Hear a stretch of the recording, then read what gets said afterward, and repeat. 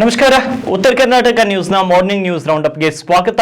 ನಾನು ಹನುಮಂತ್ ದೇಶ್ಮುಖ್. ಬನ್ನಿ ಕ್ವಿಕ್ ಆಗಿ ನೋಡೋಣ ಈ ಕ್ಷಣದ ಪ್ರಮುಖ ಸುದ್ದಿಗಳನ್ನ.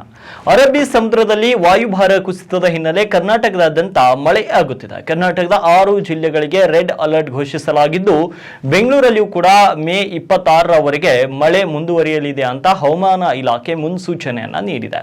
ದಕ್ಷಿಣ ಕನ್ನಡ, ಉತ್ತರ ಕನ್ನಡ, ಉಡುಪಿ, ಬೆಳಗಾವಿ, ಚಿಕ್ಕಮಗಳೂರು, ಶಿವಮೊಗ್ಗ ಜಿಲ್ಲೆಗಳಲ್ಲಿ ಹೆಚ್ಚಿನ ಪ್ರಮಾಣದ ಮಳೆಯಾಗಲಿದೆ. ಬಾಗಲಕೋಟೆ, ಧಾರವಾಡ, ಹಾವೇರಿ, ಹಾಸನ, ಕೊಡಗಿಗೆ ಆರೆಂಜ್ ಅಲರ್ಟ್ ಅನ್ನ ಘೋಷಿಸಲಾಗಿದೆ. ಗದಗ, ಕೊಪ್ಪಳ, ವಿಜಯಪುರ, ಬೆಂಗಳೂರು ಗ್ರಾಮಾಂತರ, ಬೆಂಗಳೂರು ನಗರ, ಚಾಮರಾಜನಗರ, ಚಿಕ್ಕಬಳ್ಳಾಪುರ, ಕೋಲಾರ, ಮಂಡ್ಯ, ಮೈಸೂರು, ರಾಮನಗರ, ತುಮಕೂರಿಗೆ ಯೆಲ್ಲೋ ಅಲರ್ಟ್ ಘೋಷಿಸಲಾಗಿದೆ. ಒಟ್ಟಿನಲ್ಲಿ ಮೇ 26ರವರೆಗೆ ಕರ್ನಾಟಕದ ಬಹುತೇಕ ಜಿಲ್ಲೆಗಳಲ್ಲಿ ಮಳೆ ಮುಂದುವರಿಯಲಿದೆ. ಎಲ್ಲೆಲ್ಲಿ ಮಳೆ ಆಗಲಿದೆ ಅಂತ ನೋಡೋದಾದ್ರೆ ಬೆಂಗಳೂರಿನ ಜಿಕೆವಿಕೆ, ಚಾಮರಾಜನಗರ, ಬೆಂಗಳೂರು ನಗರ, ಟಿಜಿ ಹಳ್ಳಿ, ಕನಕಪುರ, ಹುನಗುಂದ, ನಾರಾಯಣಪುರದಲ್ಲಿ ಹೆಚ್ಚು ಮಳೆಯಾಗಲಿದೆ. ಹೊಸಕೋಟೆ, ಹೆಸರಘಟ್ಟ, ಕುಣಿಗಲ್, ಬಸವನ ಬಾಗೇವಾಡಿ, ಚಿತ್ತಾಪುರ, ಜೇವರ್ಗಿ, ನಲ್ವತ್ವಾಡ್, ಮಾಗಡಿ, ಎಲೆಕ್ಟ್ರಾನಿಕ್ ಸಿಟಿ, ಹಣಸಂಗಿ, ಬೆಳಗಾವಿ, ಕೆಂಬಾವಿ, ಕಕ್ಕೇರಿ, ಅಫಜಲ್ಪುರ, ಚಿಂಚೋಳಿ, ಗದಗಿನಲ್ಲಿ ಮಳೆಯಾಗಿದೆ.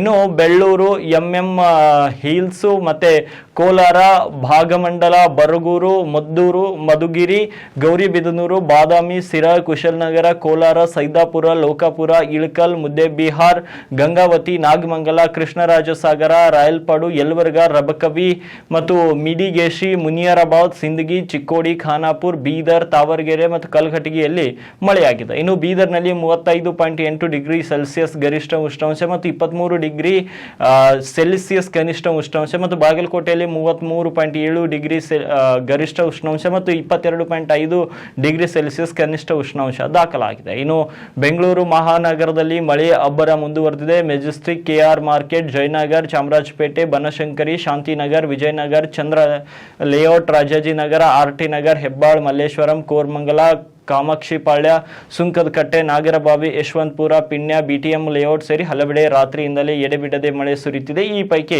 ಹಲವು ಪ್ರದೇಶಗಳಲ್ಲಿ ಮಂಗಳವಾರ ಬೆಳಗ್ಗೆ ಮಳೆ ಜೋರಾಗಿದೆ. ಪರಿಣಾಮವಾಗಿ ರಸ್ತೆ ಸಂಚಾರ ಇಂದು ಅಸ್ತವ್ಯಸ್ತಗೊಂಡಿದೆ. ಬೆಂಗಳೂರಿನ ಕೆಲವು ಪ್ರದೇಶಗಳಲ್ಲಿ ರಸ್ತೆಗಳು ಜಲಾವೃತಗೊಂಡಿದ್ರೆ ಇನ್ನು ಕೆಲವು ಕಡೆಗಳಲ್ಲಿ ಮರಗಳು ಬಿದ್ದು ಸಂಚಾರಕ್ಕೆ ಅಡಚಣೆ ಆಗಿದೆ. ಹಲವು ರಸ್ತೆಗಳಲ್ಲಿ ನಿಧಾನಗತಿಯ ಸಂಚಾರ ಇದೆ. ಈ ಬಗ್ಗೆ ಬೆಂಗಳೂರು ಸಂಚಾರ ಪೊಲೀಸರು ಮಾಹಿತಿಯನ್ನು ನೀಡಿದ್ದಾರೆ.